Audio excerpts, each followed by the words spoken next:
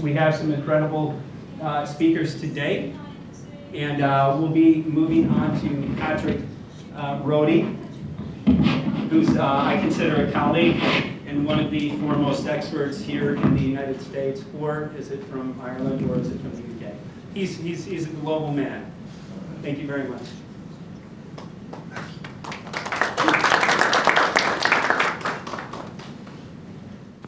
So my name is Patrick Roddy. I'm a geoengineering researcher out of San Francisco, physics and chemistry background. My titles are weird here, but I presented this paper to the Paris Climate Conference in July this year.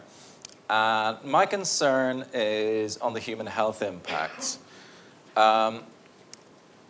Officially, all of this is on my website, stopsprayingussf.com. I'll hand out copies of the paper afterwards. But what is it?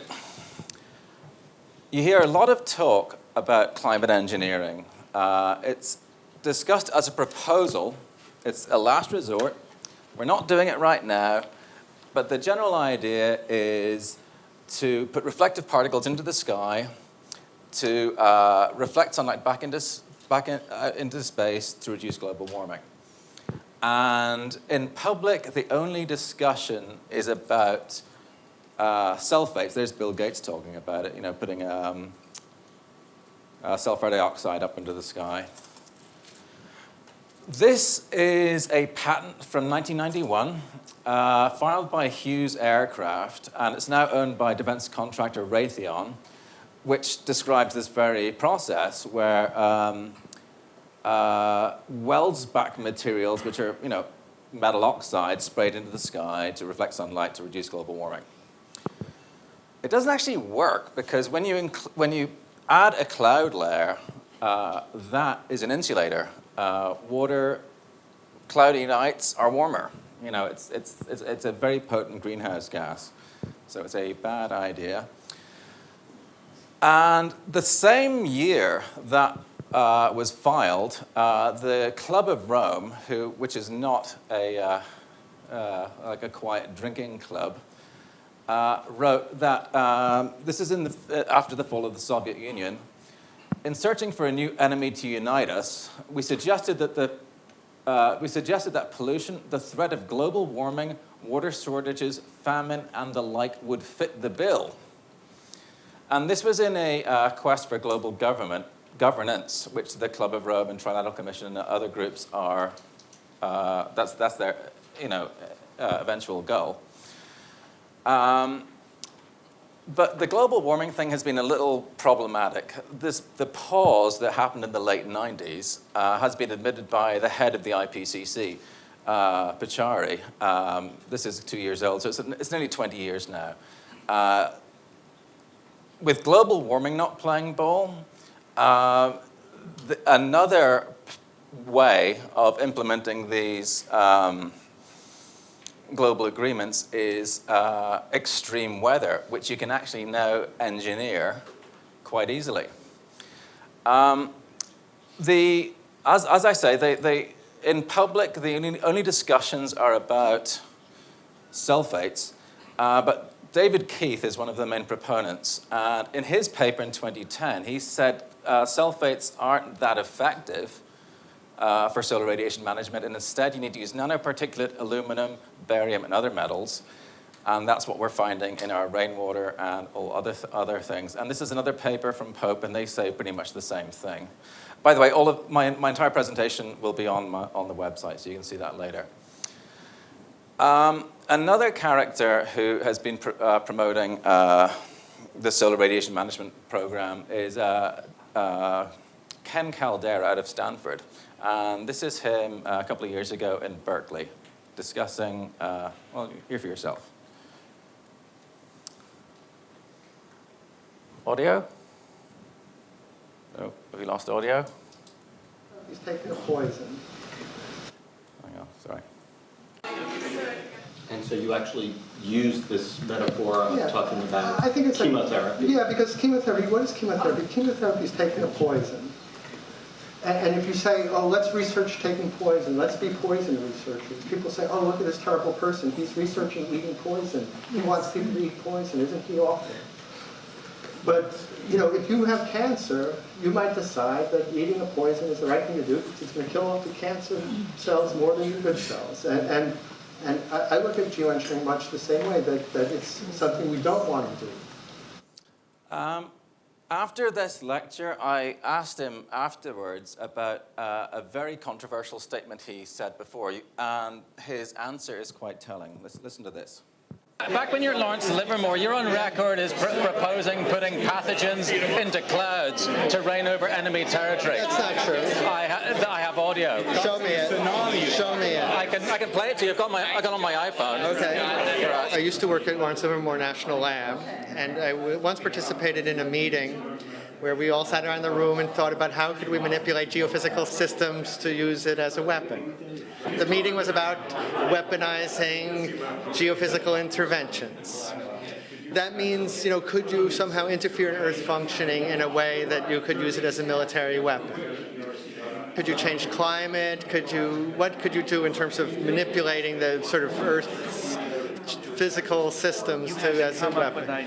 Well, you know, some of the ideas were okay, maybe we could blow up hydrogen bombs, you know, underwater, offshore, and make a tidal wave that would go over a city. And, you know, the result was, well, isn't it easier just to drop the hydrogen bombs on the city? You know, now you could imagine, though, say putting pathogens in a cloud. Let the cloud, you know, go over somewhere and then would rain down on your enemy and create, you know, do chemical or germ warfare in this kind of way. Yeah, this is true. This guy is proposing putting hamburger helper mystery meat stuff into our sky, and he worked at a weapons lab where they were talking about doing chemical and germ warfare. Can we trust these people? This is a children's book from NASA. Well, it's funded by NASA and the State Department, and they're saying, oh yeah, these lines in the sky are perfectly normal, don't worry about them. But in the teacher's note down here, it says, contrails are clouds formed when water vapor condenses and freezes around small particles, aerosols, that exist in aircraft exhaust. Hydrocarbons produce water and carbon dioxide, neither of which are particulates or aerosols. This is sketchy at best. Anyway, so what is actually going on in our skies? Have some pictures for you. This is from San Jose a few months ago, and you have this trail here with this weird stuff like coming off the side. This is out my bedroom window in San Francisco. You know, a normal morning with trails everywhere. This is another morning. The skies are ruined. They spray at night. If this is solar radiation management, I mean, is this lunar radiation management? So it's nasty. This is Yosemite National Park. It's nothing sacred. It's horrific. Another shot from above. NASA has a fantastic website. It's called EarthView. You can look all over the globe and see satellite imagery everywhere. This is San Francisco, getting nailed. Here's another one, grids everywhere. Here is San Francisco. It's like this tiny little thing. You can't really see very well here, but there it's like 2,000-mile-long parallel trails stretching halfway across the Pacific. NOAA say, oh no, that's a wingtip vortex. No. Here is a massive thing from a few weeks ago. Like, you can see, like this is California. And the size of this activity here, what's going on? There's more down here. This is Florida on the December 1st, a few days ago. Totally nailed. This is Morocco. Last week, Red Sea. Turkey, everywhere gets nailed. This is the English Channel. This is the Mediterranean. France covered. Russia, they spray everywhere. Taiwan, Bay of Biscay, again, completely covered. This is all artificial. Georgia, not very natural looking. And this one is absolutely nuts. This is the Netherlands, and you can't even see the place. It's just this checkerboard grid all over it. It's absolutely horrific. And this is in Santa Barbara last year, and this is becoming a very common sight. We did not see this when we were children. Physics hasn't changed, so what is different? Water vapor is a clear gas. You cannot see it. Steam is the liquid, but water vapor won't condense to itself. It needs a condensation nucleus. What is it condensing to? What are these condensation nuclei? Another thing we're starting to see this has only happened in the last few years, is this thing. The disinfo people call it an incredibly rare sundog. That was their first line. And then they call it a sundog or a halo, or it's colloquially known as a chembo, because I do time lapses out of my window in San Francisco, and this is a particularly nasty day. And you'll see this halo forming around here. Liquid and ice water has the same refractive index, 1.33 or so, and it makes a rainbow which has a 42-degree angular radius. So to make something, this is a 21-degree halo, and to do that, you need something with double the refractive index, and barium sulfate is one thing that has this. So there was, in spring, there were 21 of these incredibly rare sundogs in my time lapses, and you'll see them here, and what is going on with this? Look at old photographs. You never saw these things. What has changed? Fortunately for me, towards the end of this period, there was a brief period of rain, and anytime it rains in California, which is actually kind of rare, because by flooding the sky with particulates, it makes it a lot harder. Makes it harder to rain. Rain forms from a particle. When enough moisture attracts to it, it gets large enough and it falls out of suspension and comes down as rain, hail, or other precipitation. When you flood the sky with all these particles, it takes a lot more moisture for those particles to get up to the size it would need to rain. And it acts like a big sponge. So it stops rain, and that's why I believe California is suffering a historic drought right now. So you get the general idea of this. So when I got my rain analyzed, barium came back at 160 micrograms per liter. How on earth did that happen? I live on the west coast of the United States. We have prevailing winds off the Pacific Ocean. We have 7,000 miles of clear ocean. So what on earth is this stuff doing in our skies?